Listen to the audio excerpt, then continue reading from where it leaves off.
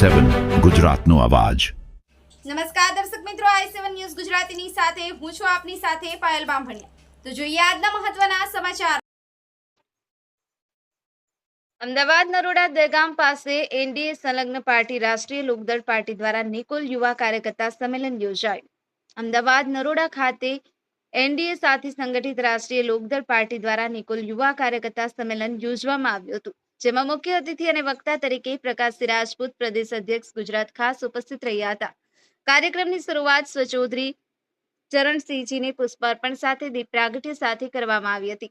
આ પ્રસંગે હર્ષ પટેલને અમદાવાદ શહેર યુવા પ્રમુખ અને કિશન પટેલની નિકોલ યુવા મોરચા પ્રમુખ તરીકે વરણી કરી તેમને નિયુક્તિ પત્ર સાથે તુલસીનો છોડ આપી નિયુક્તિ આપવામાં આવી હતી।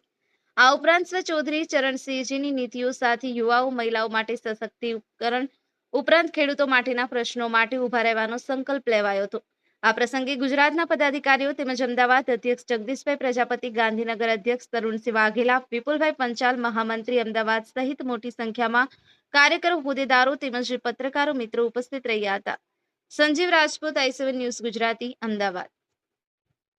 કોલવડમાં 25 થી 26 નિયુક્તિ પત્ર અમે અમારા કાર્યકર્તાઓને આપ્યા છે અને હર્ષભાઈ પટેલને અમદાવાદ શહેર યુવા મોરચા પ્રમુખ તરીકે અને કિશનભાઈ પટેલને નિકોલ યુવા મોરચા પ્રમુખ તરીકે અમે નિયુક્તિ આપી છે, જે મુખ્ય રહે એ લોકો છે। જે રીતે અમારી સાથે તમે જોતા હશો હમણાં સુધી જેટલા પણ નયા કાર્યકર્તાઓ અમારી સાથે જોડાયા છે એ કોઈ પણ દલમાંથી જોડાયા નથી, નવા ફ્રેશ છે। આજે ગુજરાતમાં 35 વર્ષથી ભારતીય જનતા પાર્ટીની સરકાર છે અને પણ હવે જે લોકો નવા જોડાઈ રહ્યા છે, યુવાઓ જોડાઈ રહ્યા છે અમારી સાથે, એ એકદમ ફ્રેશ છે, એ કોઈ પણ પક્ષમાંથી જોડાયા નથી।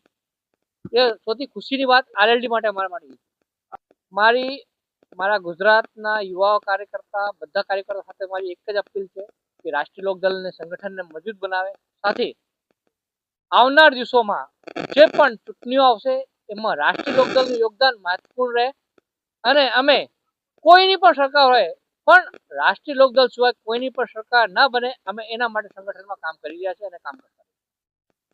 હું મારી નિયુક્તિ આજે અમદાવાદ શહેર યુવા મોરચાના અધ્યક્ષ તરીકેની થયેલી છે, જે હું રાષ્ટ્રીય લોકદળનો ખૂબ ખૂબ આભારી છું।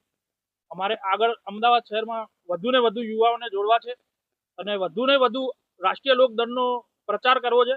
જે યુવાનો આજે બેરોજગારી છે, જેને નોકરી નથી મળતી, યુવાઓ સંઘર્ષ કરી રહ્યા છે, એ બધાને એક જૂથ કરીને આપણે રાષ્ટ્રીય લોકદળને યુવા શક્તિ સાથે જોડવી છે।